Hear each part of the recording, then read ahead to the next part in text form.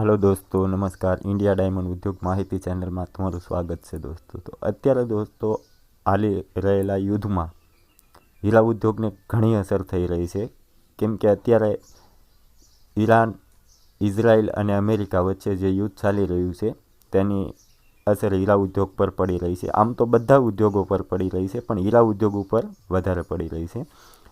एनु कारण ई छे के ईरान द्वारा जे मिसाइल एटेक करवामां आव्यो हतो ते इजराइल अने दुबई जेवा सिटी पर एटेक थयो हतो अने हीरा उद्योग दुबई जेवा हीराना वेपारी केन्द्रों में हीरा उद्योग ठप थई गयो छे, जेना लीधे हीरा उद्योग में असर वर्ताई रही है।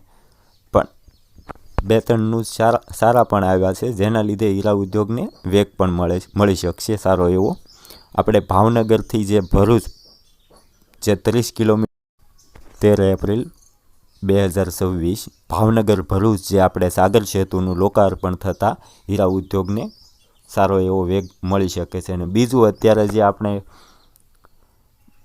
ભારતમાં જે પહેલાં મેટ્રો સિટીમાં જે જવેરાત ડાયમંડની ખરીદી થતી તે હવે આખા ભારતમાં થઈ રહી છે અને આપણું જે યુવા સ્તરે જે ખરીદી છે તેની ટકાવારી सारी વધતી જાય છે। એટલે આગળના સમયમાં હીરા ઉદ્યોગને સારો એવો વેગ મળી શકે છે।